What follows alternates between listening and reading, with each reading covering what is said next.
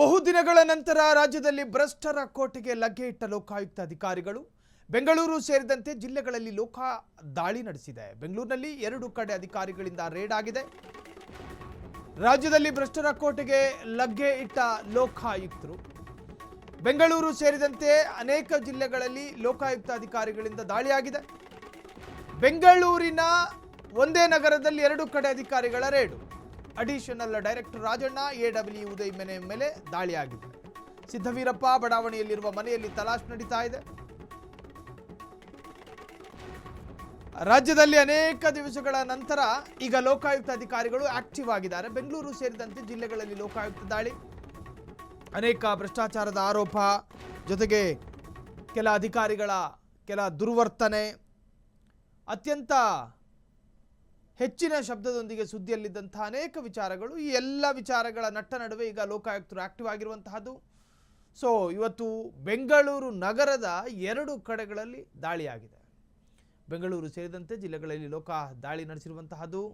So ಮನೆಗಳಲ್ಲಿ ಈಗ ಲೋಕಾಧಿಕಾರಿಗಳು complete ತಲಾಶ್ ನಡೆಸ್ತಾ ಇದ್ದಾರೆ. ಸಂಬಂಧಪಟ್ಟಂತೆ ದಾಖಲೆಗಳಿದೆಯಾ, ಇನ್ನು ಆದಾಯಕ್ಕೂ ಮೀರಿದ, ಅಂದರೆ ಅವರಿಗೆ ತಿಂಗಳಿಗೆ ಸಂಬಳ ಅಂತಿರುತ್ತೆ, ಅದಕ್ಕೂ ಮೀರಿದ ಆದಾಯ ಏನಾದರೂ ಬರ್ತಾ ಇತ್ತಾ, ಹಾಗಾದರೆ ಇನ್ಕಮ್ ಸೋರ್ಸ್ ಏನು, ನಿಮ್ಮ ಆದಾಯದ ಮೂಲ ಯಾವುದು, ತೋರಿಸಿ ದಾಖಲೆಗಳನ್ನು.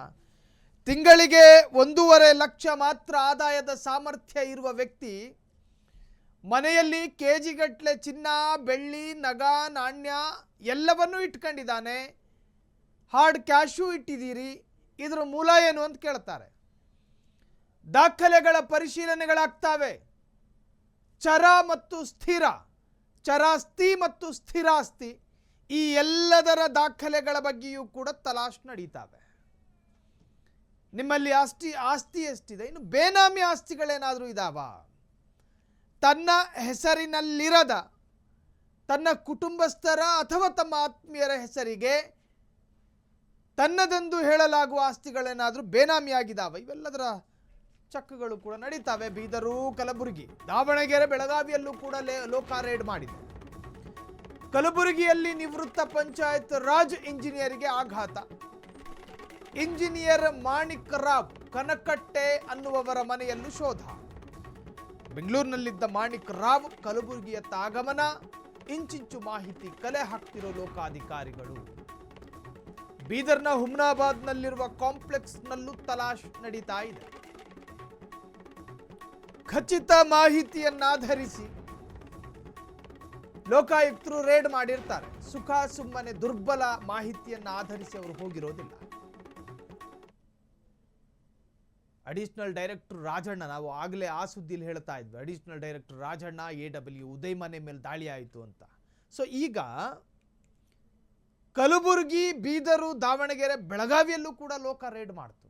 ಮೊನ್ನೆ ನಾವು ಫ್ರೀಡಮ್ ಟಿವಿಯಲ್ಲಿ ಲೋಕ SP ಜೊತೆ ನಮ್ಮ MD ಎಕ್ಸ್ಕ್ಲೂಸಿವ್ ಸಂದರ್ಶನದಲ್ಲಿ ಅನೇಕ ವಿಚಾರಗಳನ್ನು ಮಾತನಾಡ್ತಾ ಇದ್ರು.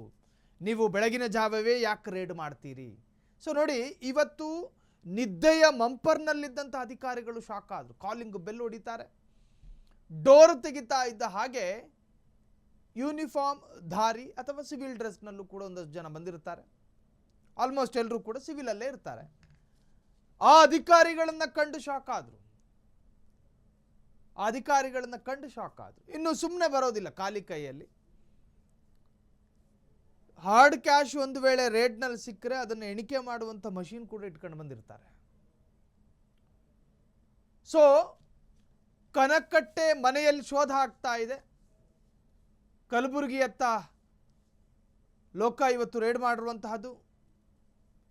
ಸೊ ಈ ಎಲ್ಲ ಬೆಳವಣಿಗೆಗಳು ಇನ್ನುಳಿದ ಭ್ರಷ್ಟ ಅಧಿಕಾರಿಗಳಿಗೂ ಕೂಡ ಶಾಕ್ ಆಗುತ್ತೆ. ಸೊ ಈ ಬಗ್ಗೆ ಹೆಚ್ಚಿನ ಡೀಟೇಲ್ಸ್ ಕೊಡೋದಕ್ಕೆ ಕಲಬುರಗಿ ಪ್ರತಿನಿಧಿ ಪುರುಷೋತ್ತಮ್ ಸಂಪರ್ಕದಲ್ಲಿದ್ದಾರೆ. ಪುರುಷೋತ್ತಮ್, ಬೆಳ್ಳಂಬೆಳಗ್ಗೆ ಲೋಕ ರೇಡು, ನಿದ್ದೆಯ ಮಂಪರ್ನಲ್ಲಿದ್ದ ಭ್ರಷ್ಟ ಅಧಿಕಾರಿಗಳಿಗೆ ಒಂದು ತರಹದ ಆಘಾತ. ಈವರೆಗೂ ತಲಾಶಿನ ಕಂಪ್ಲೀಟ್ ಪ್ರಾಸೆಸ್ ಯಾವ ಹಂತದಲ್ಲಿದೆ ಪುರುಷೋತ್ತಮ್? ಎಸ್, ಭ್ರಷ್ಟ ಅಧಿಕಾರಿಗಳಿಗೆ ಇದೀಗ ಕಲಬುರಗಿಯ ಲೋಕಾಯುಕ್ತ ಅಧಿಕಾರಿಗಳು ಬಿಸಿ ಮುಟ್ಟಿಸಿರುವಂತದ್ದು. ಕಲಬುರಗಿಯಲ್ಲಿ ಬೆಳ್ಳಂಬೆಳಗ್ಗೆ ಲೋಕಾಯುಕ್ತ ಅಧಿಕಾರಿಗಳು ದಾಳಿಯನ್ನ ಮಾಡಿರುವಂತದ್ದು. ನಿವೃತ್ತ ಪಂಚಾಯತ್ ರಾಜ್ ಇಂಜಿನಿಯರ್ ಸೂಪರಿಂಟೆಂಡೆಂಟ್ ಆಗಿರುವಂತಹ ಇಂಜಿನಿಯರ್ ಮನೆ ಮೇಲೆ ಲೋಕಾಯುಕ್ತರು ದಾಳಿಯನ್ನ ಮಾಡಿರುವಂತದ್ದು. ಸೂಪರಿಂಟೆಂಡೆಂಟ್ ಇಂಜಿನಿಯರ್ ಮಾಣಿಕ್ ರಾವ್ ಕನಕಟ್ಟೆಯ ಮೇಲೆ ಲೋಕಾಯುಕ್ತರು ದಾಳಿಯನ್ನ ಮಾಡಿರುವಂತದ್ದು. ಕಲಬುರಗಿಯ ನಗರದ ಏನೋ ಗೋದತಾಯಿ ನಗರದ ಮನೆ ಮೇಲೆ ಸೇರಿ ಸುಮಾರು 5 ಕಡೆಗಳಲ್ಲಿ ಈ ದಾಳಿಯನ್ನ ಮಾಡಿರುವಂತದ್ದು. ಬೀದರ್ ಜಿಲ್ಲೆಯ ಹಳ್ಳಿಕೇಡ್ ಗ್ರಾಮದ ಮನೆ ಮತ್ತು ಹುಮ್ನಾಬಾದ್ ನಲ್ಲಿ 2 ಕಾಂಪ್ಲೆಕ್ಸ್ ಗಳನ್ನ ಇವರು ಹೊಂದಿರುವಂತದ್ದು. ಹಳ್ಳಿಕೇಡ್ ಗ್ರಾಮದಲ್ಲಿ ತೋಟದ ಮನೆ ಮೇಲೆ ಕೂಡ ಇವರು ದಾಳಿಯನ್ನ ಮಾಡಿರುವಂತದ್ದು. ಲೋಕಾಯುಕ್ತ ಎಸ್ಪಿ ಆಗಿರುವಂತಹ ಸಿದ್ದರಾಜ್ ನೇತೃತ್ವದಲ್ಲಿ ಈ ದಾಳಿ ಆಗ್ತಾ ಇರುವಂತದ್ದು. ಇಂಚಿಂಚು ಮನೆಯಲ್ಲಿ ಇದೀಗ ಪರಿಶೀಲನೆಯನ್ನು ಕೂಡ ಮಾಡ್ತಾ ಇರುವಂತದ್ದು. ಒಂದ್ ಕಡೆ ಭ್ರಷ್ಟ ಅಧಿಕಾರಿಗಳ ಮೇಲೆ ಇದೀಗ ಲೋಕಾಯುಕ್ತರು ಕಣ್ಣಿಟ್ಟಿರುವಂತದ್ದು. ಪ್ರಮುಖವಾಗಿ ಲೋಕಾಯುಕ್ತ ಅಧಿಕಾರಿಗಳು ಬೆಳಗ್ಗೆ ಈ ಒಂದು ದಾಳಿಯನ್ನ ಮಾಡಿರುವಂತದ್ದು. ಸುಮಾರು 15 ದಿನಗಳ ಹಿಂದಷ್ಟೇ ಏನೋ ಮಾಣಿಕ್ ರಾವ್ ಕನಕಟ್ಟೆ ಅವರು ರಿಟೈರ್ಮೆಂಟ್ ಅನ್ನ ಹೊಂದಿದ್ರು. ಸೊ ಈ ಹಿನ್ನೆಲೆಯಲ್ಲಿ ಕಲಬುರಗಿ 2 ಮನೆಗಳಲ್ಲಿ ಶೋಧ ಕಾರ್ಯವನ್ನ ಮುಂದುವರಿಸಿದ್ರು. ಒಂದು ಕಡೆ ಲೋಕಾಯುಕ್ತರ ದಾಳಿ ನಿವೃತ್ತ ಸೂಪರಿಂಟೆಂಡೆಂಟ್ ಇಂಜಿನಿಯರ್ ಮಾಣಿಕ್ ರಾವ್ ಮನೆಯಲ್ಲಿ ಇಂಚಿಂಚು ಶೋಧ ಕಾರ್ಯವನ್ನ ಮಾಡ್ತಾ ಇರುವಂತದ್ದು. ಅವರು ಕೂಡ ಈಗೇನೋ ಬೆಂಗಳೂರಿನಲ್ಲಿ ಇದ್ದಾರೆ ಅಂತಕ್ಕಂಥ ಮಾಹಿತಿ ಲಭ್ಯ ಆಗ್ತಾ ಇರುವಂತದ್ದು.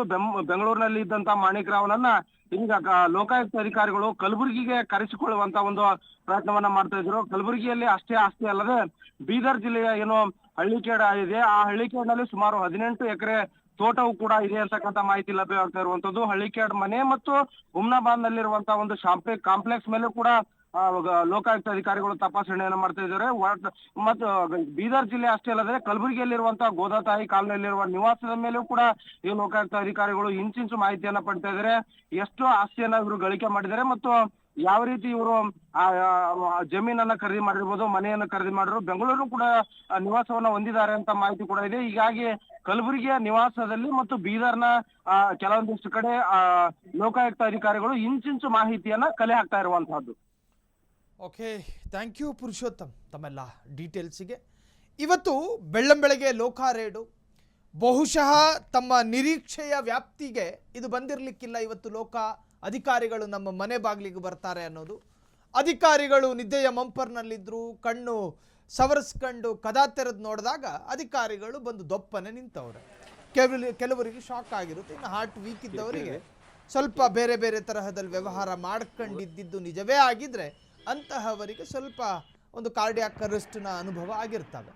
ಸೊ ಲೋಕಾಧಿಕಾರಿಗಳು ಒಳಗನುಗ್ತಾರೆ, ಸಂಬಂಧಪಟ್ಟಂತೆ ದಾಖಲೆ ವೆರಿ ಹಾಸ್ಪಿಟಾಲಿಟಿ ರೇಡ್ಗಳಾಗ್ತವೆ.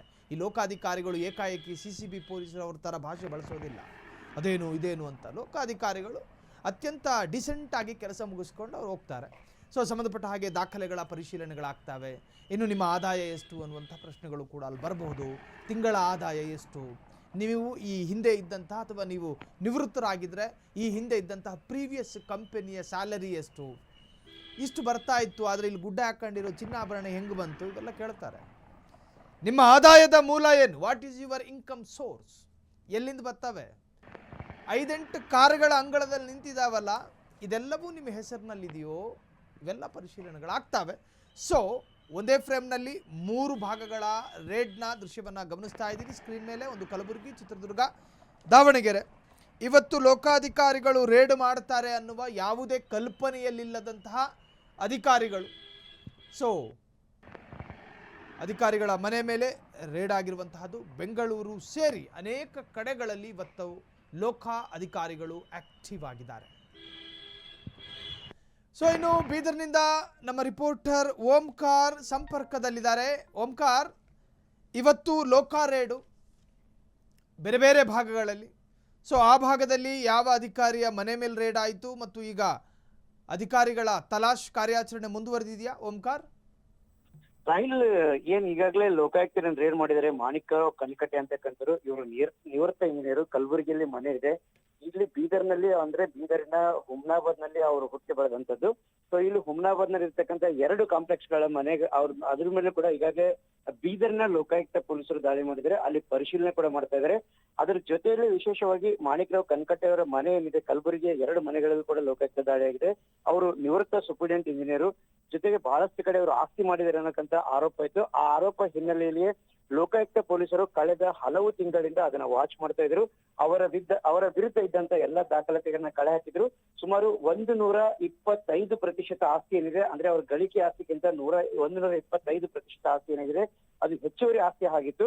ಆ ಹಿನ್ನೆಲೆಯಲ್ಲಿ ಲೋಕಾಯುಕ್ತರು ದಾಳಿ ಮಾಡಿದ್ರು. ಇವತ್ತು ಬೀದರ್ ಜಿಲ್ಲೆಯಲ್ಲಿರ್ತಕ್ಕಂಥ ಏನು ಹಳಿಕೆಯಲ್ಲಿರ್ತಕ್ಕಂಥ 18 ಎಕರೆ ಅವ್ರಿಗೆ ತೋಟದ ಮನೆ ಇದೆ, ಅಲ್ಲೂ ಕೂಡ ದಾಳಿ ಮಾಡಲಾಗಿದೆ. ಅದೇ ಸಂದರ್ಭದಲ್ಲಿ ಹುಮ್ನಾಬಾದ್ನಲ್ಲಿ ಅವ್ರದ್ದು ವಿಶೇಷವಾದಂತಹ ಒಂದು ಶಾಪಿಂಗ್ ಕಾಂಪ್ಲೆಕ್ಸ್ ಕೂಡ ಇದೆ, ಅಲ್ಲಿ ಕೂಡ ಈಗಾಗಲೇ ಲೋಕಾಯುಕ್ತರು ಅಲ್ಲಿ ಪರಿಶೀಲನೆ ಮಾಡ್ತಾ ಇದ್ದಾರೆ. ಒಟ್ಟಾರೆಯಾಗಿ ಬೀದರ್ ಮತ್ತು ಕಲಬುರಗಿ ಎರಡು ಕಡೆ ಅವ್ರದ್ದು ಏಕಕಾಲದಲ್ಲಿ 2 ಟೀಮ್ಗಳ ಮುಖಾಂತರ ಈಗ ದಾಳಿಯಾಗಿದೆ.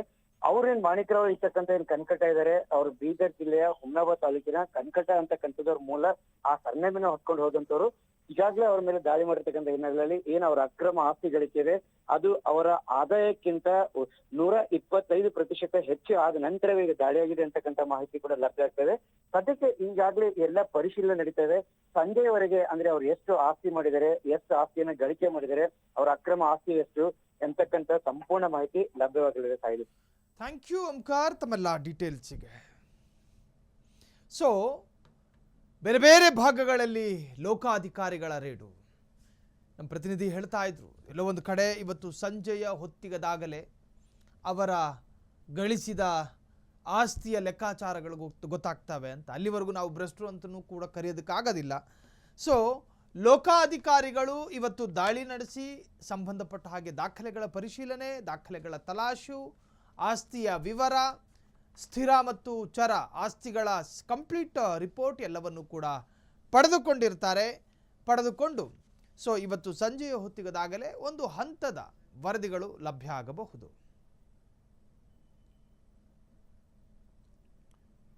ಇನ್ನು ಸಾಕಷ್ಟು ಭಾಗದಲ್ಲಿನ ಈ ರೇಡ್ಗಳು ಕಲಬುರಗಿ, ಚಿತ್ರದುರ್ಗ, ದಾವಣಗೆರೆ ಹೀಗೆ ಬೆಂಗಳೂರಿನ 2 ಪ್ರದೇಶಗಳಲ್ಲೂ ಕೂಡ ರೇಡ್ ಆಗಿರುವಂತಹದ್ದು. ಸುಮ್ಮನೆ ರೇಡ್ ಮಾಡೋದಿಲ್ಲ, ಒಂದಷ್ಟು ಖಚಿತ ಮಾಹಿತಿಗಳು ಬಂದಿರ್ತವೆ. ಅವರ ಮೇಲೆ ಆರೋಪಗಳಿದ್ದಿರಬಹುದು, ಅಥವಾ ಈ ಹಿಂದೆ ಏನು ಕೆಲಸ ಮಾಡ್ತಿದ್ದಂತಹ ಸಂಸ್ಥೆಯಲ್ಲಿ ಎಷ್ಟು ಆದಾಯ ಗಳಿಸ್ತಾ ಇದ್ದಾರೆ, ಇವೆಲ್ಲದರ ಆಧಾರದಲ್ಲೇ ರೇಡ್ ಆಗಿರುತ್ತೆ.